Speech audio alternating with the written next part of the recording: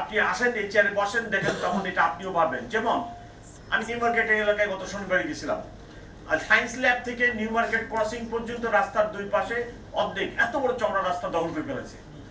আমি ওকে তখন new market থানায় যে বসে খোঁজ খবর নিলাম। আমি এসি ট্রাফিককে ডাকলাম, ওসিকে ডাকলাম, ডেকে কথা বললাম। আমি তো এই হুকুম দিতে পারলাম না যে ফুটপাথ থেকে সকাল উধাও করে দাও, একজনও বসবে না। মানবিক আমাকে তো হতে হচ্ছে। আমি তো একটা হিউম্যান বিইং।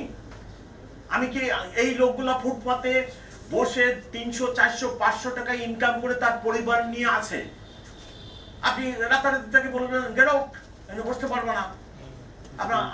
আমি কি একটা মানুষ না? অমরাসীনতা একটা হুকুম আমার পুলিশকে দিয়ে বাস্তবায়ন করে ফেলাবো? আমি কি বললাম? আমি বললাম, হুকুম দিলাম, আমাকে তাদের দিকেও তাকাতে হচ্ছে, আপনার দিকেও তাকাতে হচ্ছে। আমি বললাম যে এই হকাররা ফুটপাতে বসুক, হকারদেরকে বলেন যে সে যদি এতটুকু 6 ফিট জায়গা নিয়ে বসে বা 4 ফিট জায়গা নিয়ে বসে, ওইটাকে 2 ভাগ হবে, একজন 2 ফুট আর একজন 2 ফুট। ফুটপাতে বসুক, তাদেরও রুটি রুজির ব্যাপার আছে। আপনার আনএমপ্লয়মেন্ট বাড়ে যাবে, তখন আবার ছিনতাইকারী বাড়ে যাবে, এক একটার সাথে একটা রিলেটেড, গরিব দেশে যা হয় আর কি। তো আমি তাদেরকে এসি সাহেবকে নির্দেশ দিলাম। পরবর্তীতে আমার এডিশনাল কমিশনারকেও আমি পরের দিন সকালে ডেকে বলছি যে ওখানে রাস্তাটা ফুটপাত হকাররা দখল করবে না, রাস্তাটা দখল করবে না, কিন্তু ওরা ফুটপাতে থাকবে।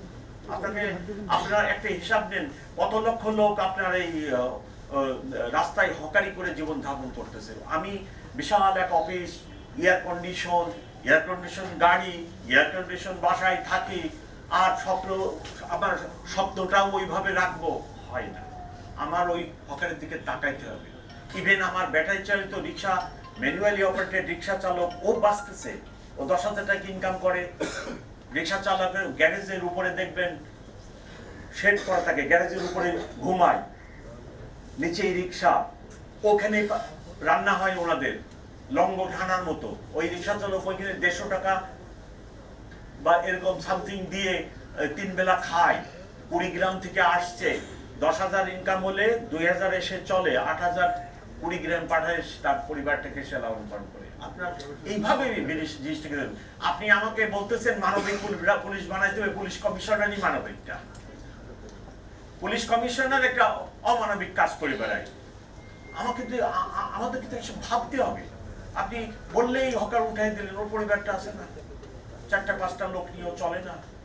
সো এই সকল বিষয়াদির ভিতরে আমাদের একটা ম্যানেজমেন্ট গড়ে তুলতে হবে, যে ম্যানেজমেন্টের মাধ্যমে যাতে আমরা সামনে আগে যেতে পারি।